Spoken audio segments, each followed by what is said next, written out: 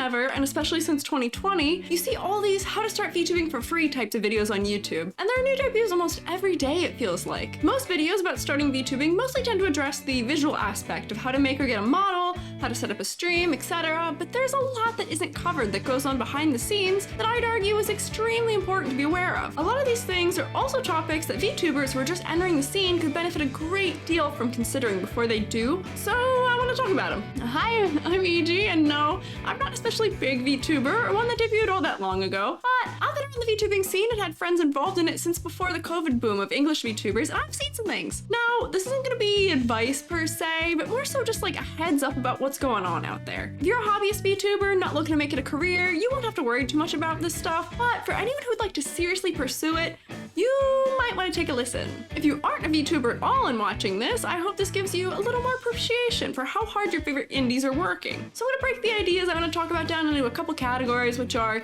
the skills needed for VTubing, including what sorts of abilities and personality traits predispose some towards success, regardless of their model or other factors, the hidden tasks of VTubing, aka the reason why a lot of VTubers either want or already have a manager, the actual costs of VTubing, including physical equipment, technology, art, and some other things you might not immediately think of, and the issues with the current expectations placed upon VTubers, usually as a result of corporate standards, including things like parasocialism, objectification, overworking, and more. Sounds kind of bleak, right? But I promise it isn't entirely. For every darker part of VTubing, there are equal and opposite things to love about it. But I don't want people getting into VTubing with the wrong expectations or without at least partially understanding what goes on behind the scenes. First up are the skills needed for VTubing. Note that I've said VTubing, but the assumption here for most people is that this means streaming. It's probably no secret that some people are just better at making this type of content than others. It's the most common path for VTubers right now, and there are some specific skills that are necessary to succeed at it. There are other avenues too, aside from streaming, like making edited content, but they often require the same skills too, so there's no skimping out. In a broad sense, organization and time management are a must. Picking a schedule and sticking to it, leading to consistency and trust from viewers, is the goal here. Whether this means a streaming schedule, posting schedule, video schedule, or something else, I'm gonna keep stressing this,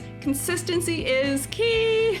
If you are somebody who has a job, lifestyle, or other factors that can get in the way and cause you to have to cancel things last minute relatively often, or you frequently need to take extended amounts of time away, then being a live streaming VTuber might not be the best path for you, and you should consider other routes. Letting viewers down over and over again with canceled streams is super harmful to building an audience, and sadly, secondarily, consistency is what just about every social media platform algorithm favors. So by not having it, you are actively shooting your potential success in the foot. So even if you become a YouTube video VTuber, keeping your posting schedule consistent can still be really important, but it's more forgiving than other options maybe. And I'm saying this as somebody with a varied schedule who knows they were doing better when consistent, but I won't be the first to say that it isn't easy. Aside from consistency and scheduling, you need to be organized also for the sole reason that VTubing has so many moving parts. Unless you have a lot of money to pay others to do things for you, you'll have to manage and promote yourself, which is more work than you might immediately think, and I'll get into that a little more later. On a related note, if you don't have the money for a manager, a video editor, or someone to cover other skills, you should do yourself a favor and practice them. A vast majority of growth comes from creating content on other platforms that redirect viewers to your streams. This means evergreen content and presence on sites other than Twitch. So with the power of video editing and others on your side, you'll have a leg up in promoting your streaming or other activities because of those skills. The next factor is that you have to be entertaining. And this should be a no-brainer in some ways, but if you aren't somebody who can talk for long periods of time, has a sense of humor,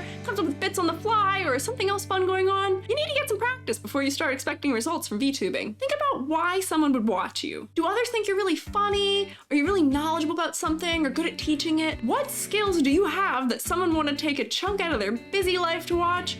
Especially when they could watch other VTubers doing something similar. And be honest with yourself here. I don't want to sound too harsh, but there are sadly a lot of VTubers out there streaming to 2 or maybe 3 people, not experiencing any growth in their brand because they can't entertain viewers enough to keep them around. Thankfully, this is something you can practice, so if you aren't confident in your ability to do this stuff right now, you can analyze how others are succeeding at it to learn from and implement yourself. Next is something that sounds kind of funny to say, but you need networking skills. All careers require this for advancement. That's why they say it's who you know, not what you know, when it comes to getting a good job or a promotion. YouTubers often talk about this in terms of like wanting to make friends on Twitter, and yeah, sometimes that's how it goes, but I and others would argue that a lot of YouTuber collaborations and interactions also happen from purely a business standpoint of associating together than benefiting from it together. And that's not a bad thing. It's also the reason why there is so much of an issue with clout chasing in the VTubing community. New VTubers who are close friends with established VTubers can end up with a springboard that propels them farther faster. So that's why this issue keeps showing up over and over again. Being comfortable with networking and being outgoing enough to be the one that's reaching out to others is part of the recipe for success. To my introverts, you will have to step out of your comfort zone, or at the very least, be adopted by an extrovert who wants you to meet their friends.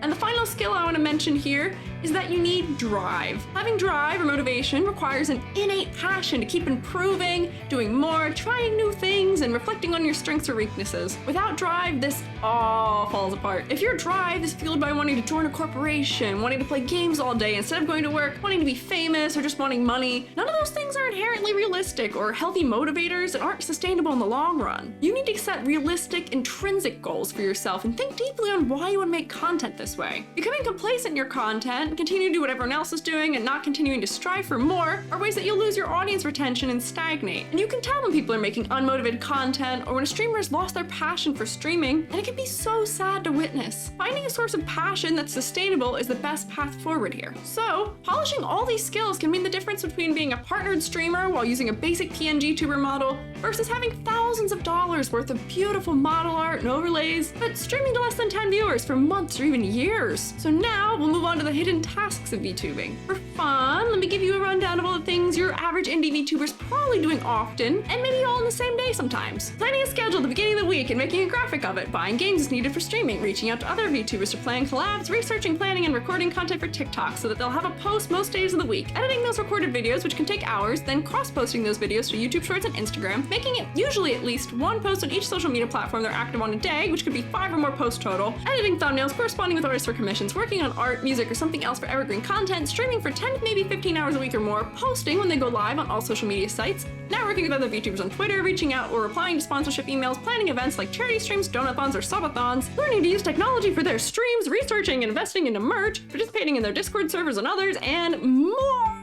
All on top of often having a job or being a student. Okay, and however long you think most of these tasks take, add an hour or maybe 3 to it. This is time-consuming stuff. And if all that wasn't enough already, none of it accounts for all the front-end work that goes into getting started as a VTuber. The first-time setup of OBS and Streamlabs, learning to use the programs required for using your model, installing plugins, making your website, setting social media accounts, and more is a ton of hard work that begins often even before you fully begin working as a VTuber. Whatever you can't pay others to do for you, such as editing highlight videos, is something you will have to learn to do for yourself. Becoming a jack of all trades who can use programs like Canva, Photoshop, After Effects, Premiere, DaVinci Resolve, and more is almost a requirement then. And learning all of those programs also takes time if you aren't already familiar with them. Being your own manager, promoter, content editor, and often even your own artist takes a ton of time. I'm saying the word time so much here, but I can't say this all enough. It's hard work, and hard work takes up precious hours. This is all massive to juggle, and it's why I was stressing organization and drive earlier, because those are the things that fuel you through all these hoops you'll be jumping through. This is also the reason why a lot of VTubers either want or already have a manager, but that requires being financially stable to a degree to afford, so affording a manager or not does bring me to the next point then, which is the actual costs of VTubing. This is where all of those how to be a VTuber for free videos are actually somewhat helpful, as you can always find free emotes, overlays, schedule layouts, backgrounds, and even models you can use to cut corners on cost. These all, of course, come at the cost of customizability being low, but it's a great way to test the waters and figure out if VTubing is even for you before you go and drop $1,000 or so on a model and more for custom assets. Pretending, however, that you want to buy everything nice and custom up front, here are some median or rough prices to think about. Character design is usually about between $100 and $200. Live 2D art and rigging is also between $1 and $2K, unless you're getting a small, less detailed model from a less established artist or something very refined and complicated, which will be more. A 3D model can be comparable in price. Emotes can run you up to or over $200 depending on how many you get and how detailed they are. Stream backgrounds and overlays are usually between $100 and $200 each. Stream alerts significantly vary by complexity, but can also be a couple $100 for a couple of them.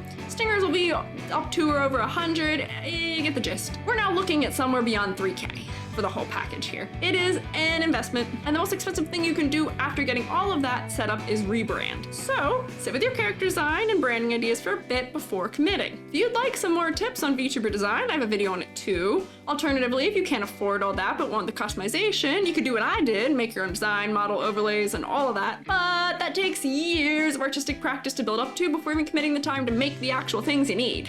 And do keep in mind that with art, there are very successful VTubers who are Twitch partners using affordable PNG tuber models or even free models, and this is what I was talking about earlier with the skills and personality traits being more useful. You could instead take that money that would have gone towards an expensive model and take singing lessons, acting lessons, pay for a course on video editing or animation, or find some other way to level up your skills. And I'd be willing to bet that you could get further faster with those things. Just a thought. So, moving on. As great as it may be that you can somewhat dodge the asset costs if you're okay sacrificing customization, there are corners you absolutely cannot cut, specifically related to computer hardware. If you plan on a model on your computer while also streaming and playing a game, that's a lot to ask of a computer, especially in the day of age of huge graphically intensive and unoptimized games that we are currently in. I have a PC I built in 2020 with parts that were about a year or two old, and it's already almost completely outdated for VTubing. And unless I got a newer graphics card, I wouldn't be able to stream and play a game at the same time. There are more budget-friendly builds you could probably find for streaming, and I'm no tech wizard. But if your computer needs an upgrade, you'll need to be prepared to invest several hundred or even 1,000 or so into it depending on what parts you need. Graphics cards. To stream, you'll also need a relatively robust internet plan so that your bitrate, upload, and download speeds, among other things, will be able to keep up with your demands. And let me tell you, that isn't especially cheap either, especially depending on where you live. I live in the middle of nowhere. It's expensive.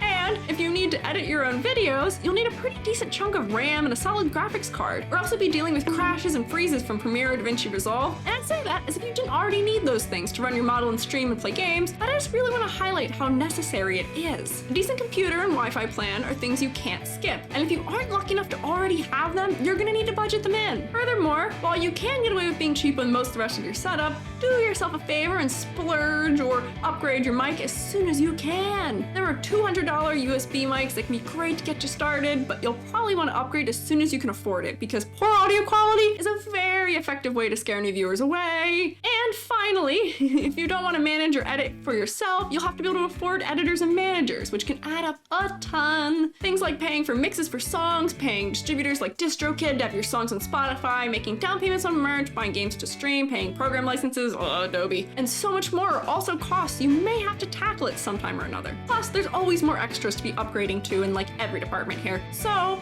even if we're only looking to get a new PC and a better Wi-Fi plan, it can be well over $1,000. Over 4K then, including all the custom assets, and I'd be willing to bet close to 5K or more total for adding a manager and editors into the mix. I may still be lowballing this depending on the level of quality involved, or maybe you can find some more affordable ways of doing things and this is a tad high, but can you afford that even just at the lowest amount of 1K? And it's for this reason that I highly advise against quitting your day job to commit all of your time to VTubing from the start. You likely won't see enough money coming from VTubing to support you for months or even years after you start. All of this, and I won't even get into paying taxes as a VTuber. That is a many-headed beast and a topic I am not qualified to speak on, but there are so many VTubers committing tax fraud. Be careful, y'all. And for those of you who are thinking, oh, I'll just join a corpo for financial stability, do recall that like all the girls at Sundaria pretty much had second jobs still, as well as many other small corporations, and that K9 Kuro, among others, left Iiji Sanji essentially because they wound up in an insane amount of tax debt because of them that they wouldn't help sort out. Which, the mention of corporations here brings us to our final category, the expectations placed on VTubers. In many ways, Hololive and Iiji Sanji set the standard for what VTubing is, and as an indie streamer, you are always competing with them for viewers. When corporate streamers are live almost every day of the week for several hours, releasing covers and original songs and music videos and merch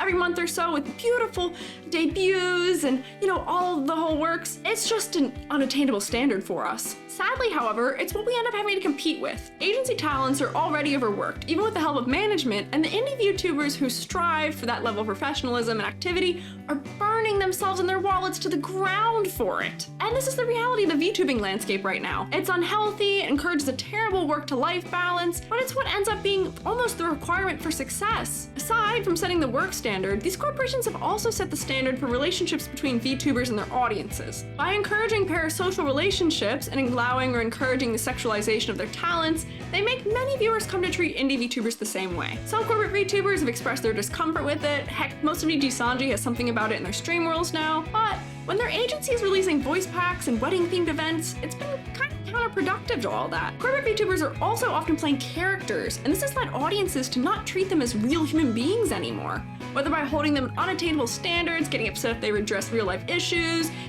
holding them to that can't be in a relationship idol type deal, or other things. This parasocialism and treatment bleeds over into the indie sphere, where viewers become very attached to VTubers, place them on a pedestal in an attempt to thwart their expectations on relationship status and more on them. And while it is possible to build a community with tight guidelines and enforced rules to create a more comfortable space, that can take a lot of time and effort to cultivate. It's worth it, but it can be taxing that this isn't just the default state of viewers, and it takes a thick skin to push through if things aren't under control from the start. And the last key thing corporations have set a really rough standard on is debut culture. Having the classic debut with a model reveal, lore video, PowerPoint slides, and often an accompanying song and merchandise puts a lot of stress on new VTubers to have a really great, polished one, because the idea is that a really great debut will win you over a strong audience to start with. If you've never streamed before, this can be an especially stressful event because it'll leave you open to technical issues that you don't realize could even happen, which then dealing with live during what's supposed to be an important event leads to just a really rough time. And putting together all of those assets for the debut itself is often not very affordable. I, and many others, would argue that a great debut can be nice and all, but that the slow growth resulting from just getting in there, practicing, and streaming to a small audience is even better. Getting all the technical kinks worked out, getting practice speaking in front of an audience, and becoming comfortable with the platform before having a so-called debut can be really beneficial. That way, you can really put your best self forward once you do. I know a lot of people complain about pre-debut VTweeters or whatever, but that's not really what I'm talking about here. I'm talking more about the training arc VTubers who started streaming in advance of debuting. So, with all of that in mind, corporations have really shaped the scene, and often not in an especially great way or otherwise healthy way. After hearing all this, it sounds a little bleak, and I want to reassure you that it isn't all as bad as I'm making it out to be. This is my most negative video I've made, and it really saddens me to do so. But I feel like a lot of the topics I'm bringing up here are things VTubers who've been around for a while discuss amongst themselves, while newcomers are just kind of shocked upon discovering and stumbling into themselves. It's why so many VTubers are debuting and graduating within the same year. VTubing is hard, has a lot of moving parts, and requires a lot of time and professional skills to excel at. Just like any job, and like any other job, it's not going to be the right fit for everybody, sadly. So, I want to stress, don't let me scare you away from wanting to try VTubing out. Get in there, get your toes wet with some affordable or free assets, and figure out if it's even for you in the first place before you invest. And if you've no intentions of becoming a VTuber and watched all the way through here anyways, well, thank you, but also I hope this gives you a newfound appreciation and respect for how much your favorite indies are doing to stay afloat. I'm not sure if this is really like a got your wheels turning type of video here, so much as a bit of like a warning stamp, but maybe I'll say instead, I hope y'all are feeling a little better informed now. If there are any other VTubing or art-related things you'd like to hear my 2 cents on, do let me know in the comments below, but thanks y'all for being here, and I hope that this wasn't too sad. I'll see y'all later. Farewell.